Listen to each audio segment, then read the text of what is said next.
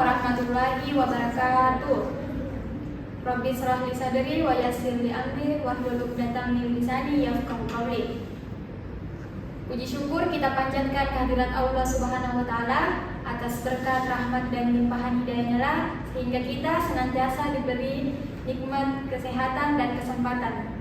Salawat serta salam tak lupa pula kita curahkan kepada junjungan kita Nabiullah Muhammad SAW.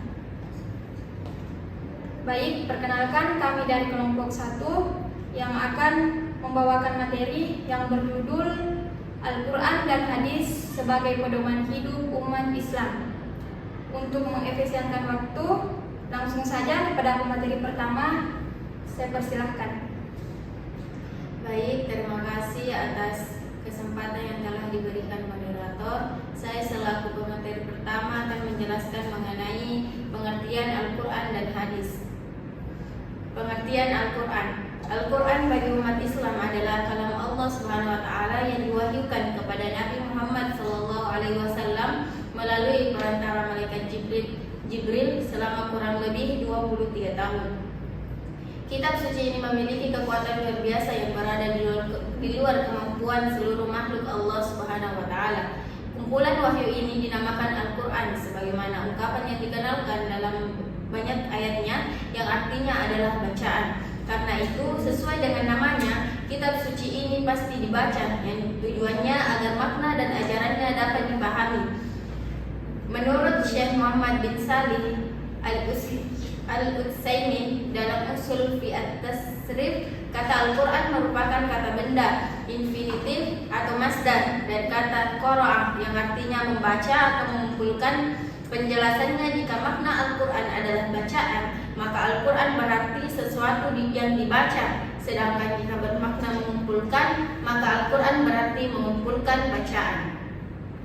Kemudian penjelasan Syekh Muhammad bin Salih Al-Utsaimin sama dengan Manna Khali Al-Khotan dalam Mabahith fi Ulum Al-Quran. Al-Khotan menjelaskan bahwa Al-Quran secara etimologi diambil dari kata Qara'a yaqra'u Quran, yang berarti sesuatu yang dibaca. Jadi artinya Al-Quran secara lugawi adalah sesuatu yang dibaca.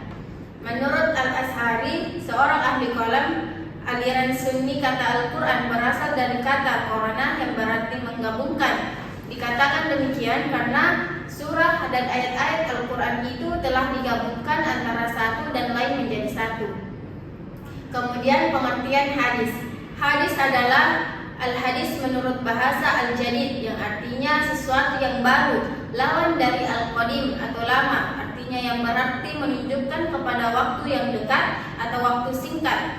Hadis juga sering disebut dengan al-khabar yang berarti berita, yaitu sesuatu yang dipercakapkan dan dipindahkan dari seseorang kepada orang lain. Sama maknanya dengan hadis.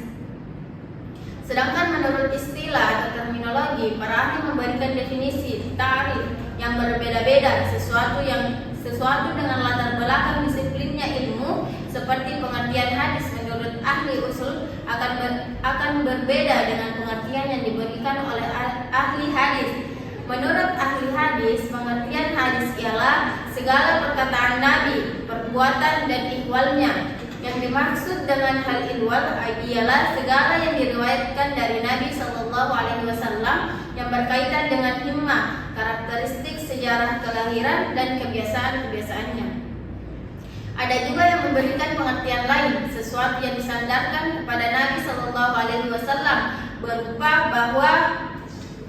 berupa perkataan, perbuatan, takrir maupun sifat beliau.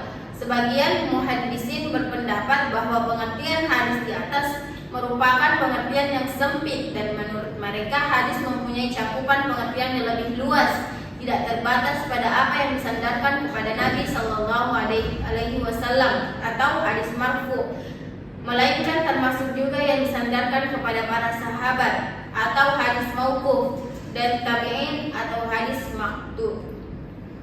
Kemudian menurut para ulama usul fikih, pengertian hadis menurut istilah ialah segala perbuatan, perkataan, takrir Nabi Muhammad SAW yang berkaitan dengan hukum syarak dan ketetapannya. Yang dimaksud dengan takrir di sini ialah membenarkannya Nabi Muhammad SAW terhadap perbuatan seorang sahabat yang dilakukan di hadapan beliau atau yang diberitahukan kepada beliau, tetapi beliau sendiri tidak menegur atau menyalahkannya. Mungkin itu saja yang saya sampaikan. Saya kembalikan kepada moderator. Baik, itulah tadi pemaparan materi pertama mengenai pengertian Al-Quran dan Hadis. Selanjutnya, pemaparan materi kedua oleh saya sendiri, yaitu penerapan Al-Quran dan Hadis sebagai pedoman hidup umat Islam. Nah, secara umum, penerapan Al-Quran dan Hadis sebagai pedoman hidup umat Islam ada 3. Yang pertama, itu berlaku adil.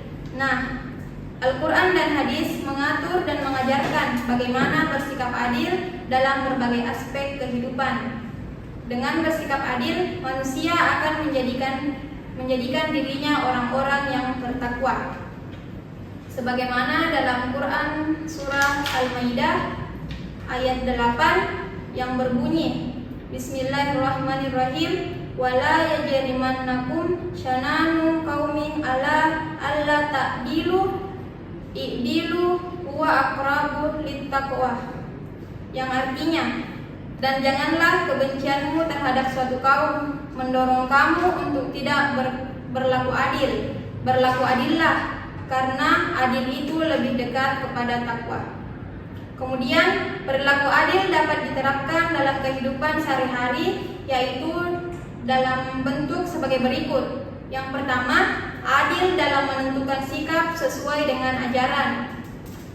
Yang kedua, adil dalam menerapkan hukum. Yang ketiga, adil dalam hidup, artinya menjaga keseimbangan hidup di dunia dan kelak untuk akhirat. Yang keempat, adil dalam membelanjakan harta. Yang kelima, adil dalam memberikan kesaksian.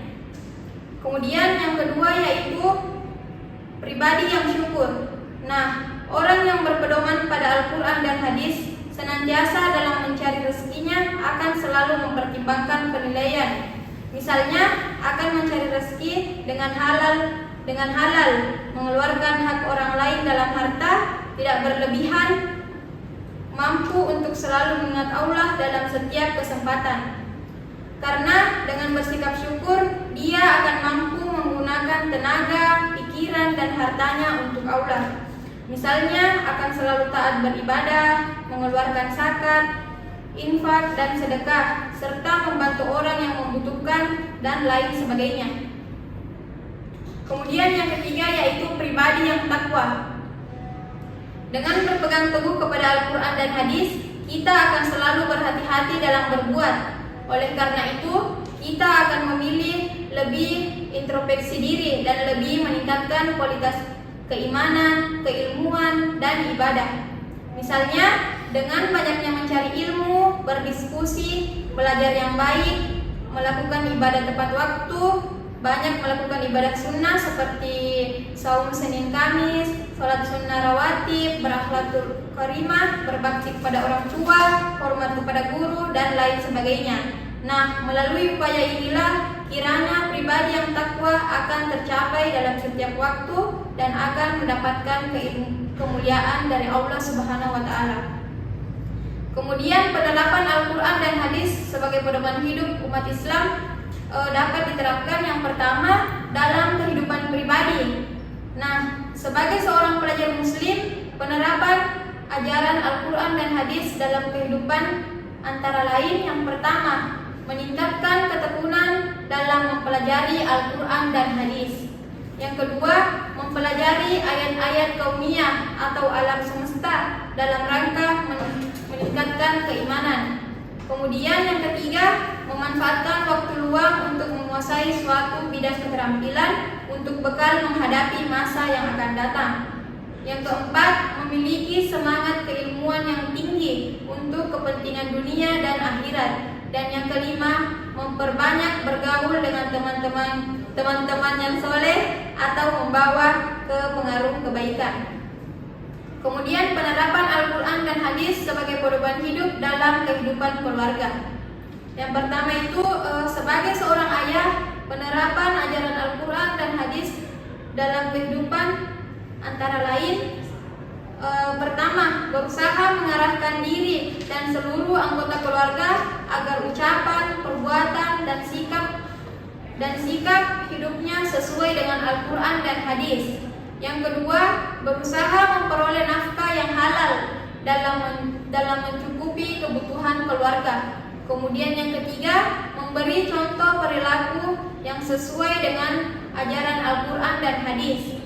Yang keempat, memupuk semangat dan ketekunan kepada seluruh anggota keluarga dalam menjalankan syariat Islam. Dan yang kelima, membiasakan bermusyawarah dalam keluarga untuk menyelesaikan permasalahan yang dihadapi. Kemudian dalam kehidupan keluarga sebagai seorang ibu, penerapan ajaran Al-Quran dan hadis dalam kehidupan antara lain: yang pertama, senantiasa menaati perintah dan saran-saran suami sebagai pemimpin rumah tangga selama dalam kebenaran. Yang kedua, memberi dukungan kepada suami dalam upaya membentuk keluarga yang islami. Kemudian yang ketiga, mendidik anak-anak sesuai dengan ajaran Al-Quran dan hadis. Kemudian yang keempat, menjaga harta suami dengan membelanjakannya sesuai keperluan dan tidak berlebihan. Dan yang kelima, menjaga kehormatan suami, baik ketika suami ada di rumah maupun tidak. Kemudian dalam kehidupan keluarga sebagai seorang anak, penerapan ajaran Al-Quran dan hadis dalam kehidupan antara lain: yang pertama, menaati anjuran dan bimbingan yang baik dari kedua orang tuanya. Yang kedua, menjaga amanah yang diberikan oleh kedua orang tuanya. Yang ketiga, menjaga nama baik kedua orang tuanya dengan membiasakan berperilaku terpuji. Yang keempat, mendoakan kedua orang tua agar senantiasa diberi perlindungan oleh Allah Subhanahu wa Ta'ala. Yang kelima, mengamalkan ilmu-ilmu yang sudah diperoleh. Selanjutnya, penerapan Al-Quran dan hadis sebagai pedoman hidup umat Islam dalam kehidupan bermasyarakat. Nah, sebagai anggota masyarakat dalam menerapkan ajaran Al-Quran dan hadis, diantaranya yang pertama, ikut berperan aktif dalam kehidupan masyarakat selama tidak melanggar norma-norma agama. Yang kedua, menjaga diri dari perilaku yang dapat menimbulkan keresahan di masyarakat, baik dari ucapan, perbuatan, maupun tingkah laku. Yang ketiga, menjaga kerukunan dan gemar menolong. Yang keempat, rela berkorban demi terwujudnya kehidupan masyarakat yang harmonis. Dan yang kelima, gemar bermusyawarah dalam menghadapi permasalahan dalam masyarakat. Kemudian penerapan Al-Quran dan hadis sebagai pedoman hidup umat Islam dalam kehidupan berbangsa dan bernegara. Sebagai warga negara yang baik dalam menerapkan ajaran Al-Quran dan hadis, diantaranya yang pertama, ikut berperan aktif dalam membangun bangsa dan negara menuju bangsa yang aman dan sejahtera dalam ridho Allah Subhanahu wa Ta'ala. Yang kedua, mengutamakan kepentingan bersama di atas kepentingan pribadi maupun kelompok. Yang ketiga, ikut berperan aktif dalam menjaga persatuan dan keutuhan bangsa dan negara. Yang keempat, melaksanakan kewajiban sebagai warga negara seperti membayar pajak. Dan yang kelima, mendukung program-program pemerintahan selama itu tidak bertentangan dengan Al-Quran dan hadis. Dan yang terakhir, ikut berperan dalam mencerdaskan kehidupan bangsa dan negara. Baik, itulah tadi pemaparan materi kedua dari saya tentang penerapan Al-Quran dan hadis sebagai pedoman hidup umat Islam. Selanjutnya beralih ke pemateri ketiga. Dengan ini saya persilahkan. Baik, saya akan memaparkan materi ketiga, yaitu tantangan dan perdebatan dalam penggunaan Al-Quran dan hadis di masyarakat modern. Menggunakan Al-Quran dan hadis sebagai pedoman hidup di masyarakat modern menghadirkan beberapa tantangan dan perdebatan. Adapun beberapa poin penting. Yang pertama, interpretasi dan konteks. Al-Quran dan hadis diturunkan pada masa lampau sehingga terdapat konteks sejarah dan budaya yang berbeda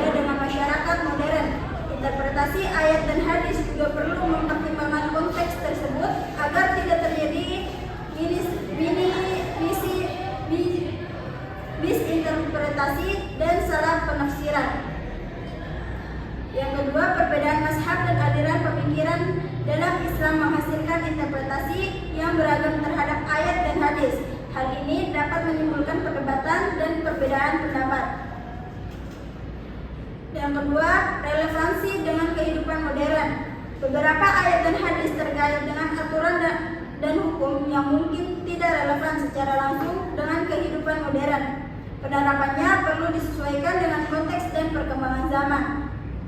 Munculnya pertanyaan tentang bagaimana ayat-ayat yang membahas isu-isu modern seperti teknologi, hak asasi manusia, dan demokrasi yang dapat diinterpretasikan dan diterapkan.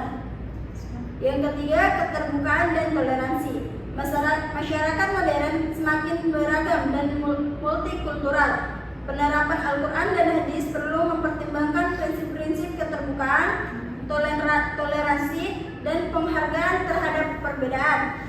Interpretasi yang kaku dan eksklusif dapat memicu polarisasi dan konflik dalam masyarakat. Yang keempat, peran ulama dan cendekiawan. Diperlukan peran ulama dan cendekiawan muslim yang moderat dan berwawasan luas untuk menafsirkan ayat dan hadis dengan kontekstual dan relevan dengan kehidupan modern. Ulama dan cendekiawan perlu mampu berdialog dengan berbagai pihak untuk membangun pemahaman Islam yang ramah dan toleran. Yang kelima, akses dan pendidikan.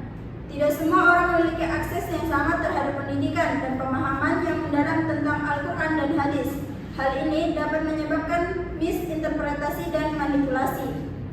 Diperlukan juga upaya untuk meningkatkan akses dan kualitas pendidikan agama agar masyarakat memiliki pemahaman yang lebih baik tentang Al-Quran dan hadis. Dan yang terakhir, perdebatan yang sering muncul, yang pertama penerapan hukum Islam di negara modern, yang kedua peran perempuan dalam Islam, yang ketiga hubungan Islam dengan agama dan budaya lain, yang keempat interpretasi ayat-ayat tentang jihad dan toleransi. Itulah materi yang sempat saya sampaikan. Saya kembalikan ke moderator. Baik, itulah tadi pemaparan dari kelompok kami terkait tentang Al-Quran dan hadis sebagai pedoman hidup umat Islam. Cukup sekian dari kami, lebih dan kurangnya mohon dimaafkan. Wabillahi taufiq wal hidayah. Assalamualaikum warahmatullahi wabarakatuh. Mari bergabung bersama kami di program studi pendidikan agama Islam Fakultas Tarbiyah Institut Agama Islam Negeri Parepare bersama kami KAI Unggul. Salam baik, berjuang dalam Islam, tegak dalam iman. Dengan perkembangan teknologi informasi berbasis akulturasi Islam dan budaya. Mari bergabung dengan program studi pendidikan agama Islam Fakultas Tarbiyah Institut Agama Islam Negeri Parepare.